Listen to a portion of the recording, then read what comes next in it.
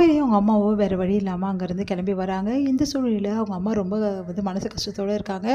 எல்லா பொண்ணுங்களும் அவங்களுக்கு ஆறுதல் சொல்லிகிட்ருக்காங்க. எனக்கு தெரியாதுடி, எப்படியும் அந்த வீடு நம்மளுக்கு வந்தே ஆகணும், அது அப்பா வாங்கின வீட்டு, அதனால் உங்களை தான் நம்பியிருக்கேன். நீங்கள் 4 பொண்ணுங்களும் உங்கள் அப்பா பெரிய விஷயமா நினச்சாரு, அதனால் நீங்கள் 4 பேரும் எனக்கு சத்தியம் பண்ணி கொடுங்க. இந்த மாதிரி அந்த வீடை நீங்கள் விட மாட்டீங்கன்னு சொல்லிட்டு அந்த வீடை மறுபடியும் மீட்டு கொடுப்பீங்கன்னு சத்தியம் பண்ணுங்கடி அப்படின்னு சொல்கிறாங்க. அந்த வீடை நிச்சயம் நாங்கள் மீட்டு கொடுப்போம், இது சத்தியம் அப்படின்னு சொல்லிட்டு 4 பேருமே அவங்க அம்மாவுக்கு சத்தியம் பண்ணி கொடுக்குறாங்க. அவங்க அம்மா அப்போ நிம்மதி அடைகிறாங்க.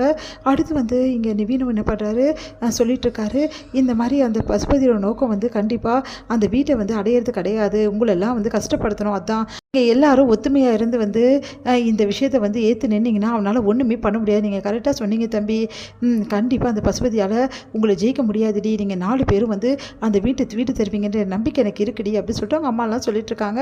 அதெல்லாம் கேட்டு எல்லாம் பரவசமாக அடைகிறாங்க. அடுத்து இங்கே காவேரி வந்துகிட்டே இருக்காங்க. விஜய் வராரு. விஜய் காவேரி அப்படின்றாரு. காவேரி பார்த்துட்டு விஜய் பார்த்துட்டு காவேரிக்கு என்ன பண்ணுறதுன்னு தெரியாமல் அப்படின்னு நடுவு பார்க்குறாங்க. நில்லு காவேரி அப்படின்னு நிற்கிறாங்க. சொல்லுங்கள், என்ன சொல்கிறது, அதான் உனக்கு நான் 2 நாள் டைம் கொடுத்தேன், என்ன யோசனை பண்ண, என்ன முடிவு தான் நீ பண்ண அப்படின்னு. என்ன முடிவு நீங்கள் பண்ணணும்னு நீங்கள் நினைக்கிறீங்க, நடந்த பிரச்சனை எல்லாமே உங்களுக்கு தெரிஞ்சிருக்கும்ல.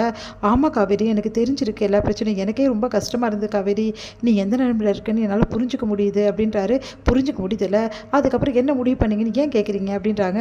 என்ன காவேரி இப்படி சொல்லிட்டு போனால் இப்படி, எதுவும் ஒரு முடிவுக்கு அது நடி ஆகணும். இங்கே பாருங்கள், இப்போ இருக்க நிலமை ஃபஸ்ட்டோட ரொம்ப மோசமாயிடுச்சு. ஃபஸ்ட்டாவது எங்கள் அம்மாவுக்கு நல்லபடி நான் எல்லாமே பண்ணி தரணும், அவங்க நல்ல நிலைமைக்கு அப்பளம் கம்பெனிலாம் கொண்டு வரணும் தான் நினச்சிருந்தேன். ஆனால் இப்போ கூட சேர்ந்து வீடும் வந்துடுச்சு, வீட்டையும் எப்படியாவது மீட்டு தருவேன்னு சொல்லிட்டு நான் சத்தியம் பண்ணியிருக்கேன், அதனால் மீட்டு தந்தே ஆகணும். இந்த சூழ்நிலையில் வேறு என்ன யோசிக்க சொல்கிறீங்க என்ன அப்படின்னோடனே, இப்படியே நீ இருந்துட முடியும்னு நினைக்கிறியா காவேரி, வேறு என்ன பண்ணுறது நான் அப்படின்றாங்க. இப்படியே இருக்க முடியாது காவேரி, நீ அமைதியாக இருந்தாலும் கண்டிப்பாக உன் வயிறு காமிச்சு கொடுத்துரும்ல அப்படின்னோடனே அப்படியே அதிர்ச்சியாக வைத்து பார்க்குறாங்க. காவேரி கண்டிப்பாக எல்லாருக்கும் இந்த விஷயம் தெரியும் காவேரி, தெரியும் போது தெரிவிட்டேங்க, அதனால் நான் இப்போ எல்லாத்தையும் பயந்துட்டு இருக்க முடியாது. இப்போ எனக்கு முக்கியமாக என் வீடை நான் மீட் ஆகணும், அதை வச்சு தான் என் மனசில் இருக்க தவிர வேறு எந்த எண்ணமும் கிடையாது. அப்போது என் கூட வாழ்கிற எண்ணம் உனக்கு கிடையாது அப்படி தானே அப்படின்றாரு. ஏங்க நான் எப்போங்க அப்படி சொன்னேன், பின்னே நீ சொல்கிறத பார்த்தா அப்படி தான் இருக்குது, என்ன தான் நினச்சிட்டு இருக்கேன்னு எனக்கு ஒன்றும் புரியல. வீட்டுக்கு வந்துட்டான், நம்ம சேர்ந்து இந்த பிரச்சனையை ஹேண்டில் பண்ணலாம் காவேரி, நான் உனக்கு சப்போர்ட் பண்ணுறேடி. நீங்கள் பாரு, உன்னோட வீடு தானே உனக்கு பிரச்சனை, அந்த வீட்டை மீட்டு தர வேண்டியது என்னோட பொறுப்பு, நீங்கள் ஏங்க மீட்டு தரணும், என் அப்பாவுக்கு பொண்ணுங்க நாங்கள் 4 பேர் இருக்கோம், அதனால் நாங்கள் பார்த்துப்போம், யாரும் இந்த விஷயத்தை தலையிட வேண்டிய அவசியம் கிடையாது அப்படின்றாங்க. ஏன் காவேரி இப்படிலாம் பேசுகிற, வேறு என்ன பேசுகிறது, நீங்கள் எதுக்கு என்ன தேடி வந்தீங்க அதை முதல் சொல்லுங்கள் அப்படின்னோடனே, என்ன காவேரி இப்படியெல்லாம் பேசிகிட்டு இருக்கேன், இங்கே பாருங்கள் நான் முன்ன மாதிரி இல்லை, எனக்கு செம்ம டென்ஷனாக இருக்குது, ஏற்கனவே இருக்கிற பிரச்சனை பார்த்தா இப்போ வீட்டு பிரச்சனை வேறு புதுசாக வந்திருக்கு, அதனால் அது எல்லாத்தையும் நான் சால்வ் பண்ணோம், நிறைய எனக்கு பொறுப்புகள் இருக்குங்க, அந்த பொறுப்புகள்லாம் உதறி தள்ளிட்டு உங்கள் பின்னாடி உங்கள் பொண்டாட்டியை நான் நிற்க முடியாது, முதல்ல என் அப்பாவுக்கு நான் பொண்ணு, என் அம்மாவுக்கு நான் பொண்ணு, அதுக்கப்புறம் தான் உங்கள் பொண்டாட்டின்றது தெரியுதுல உங்களுக்கு. இங்கே பாருங்கள், அதே மாதிரி நான் உங்கள் கூட வந்தாலும் அந்த பசுபதி உங்களை சும்மாவே விடமாட்டா, உங்களுக்கு தாங்க பிரச்சனை எதுக்குங்க ரொம்ப விலை கொடுத்து வாங்குறீங்க அப்படின்றாங்க. நீ பேசி முடிச்சிட்டியா காவேரி, நான் பேசலாமா அப்படின்றாங்க.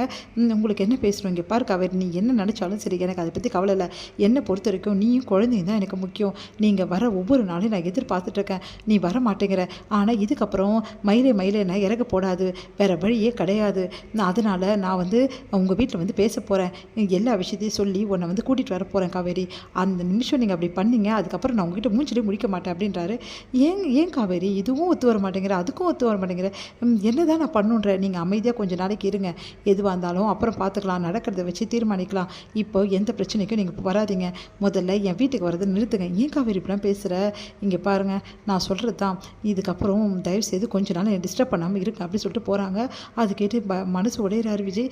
ஏன் இந்த காவேரி புரிஞ்சிக்கவே மாட்டேங்கிறா, இப்படியே இருக்க முடியுமா, ஏன் இப்படி புரிஞ்சிக்க மாட்டேங்கிறா அப்படின்னு சொல்லிட்டு மனசு கஷ்டப்பட்டார் விஜய். சோகமாக இருக்கிறத பார்த்துட்டு தாத்தா என்ன விஷயம்னு கேட்குறாரு. அதுக்கு விஜய் நடந்த விஷயத்தை எல்லாத்தையுமே சொல்கிறாரு. அந்த பசுபதியை சும்மாவே விடக்கூடாது அப்படி சொல்லிட்டு இருக்காரு. இது எல்லாத்தையுமே பாட்டி கேட்குறாங்க. பாட்டி பயங்கரமாக அதிர்ச்சி அடைகிறாங்க. காவேரியால் என் பேரை இன்னும் என்ன அனுபவிக்கணுமோ முதல்ல இவங்களை 2 பேருமே பிரித்து விட்டு தான் கரெக்ட் அப்படின்னு முடிவு பண்ணுறாங்க.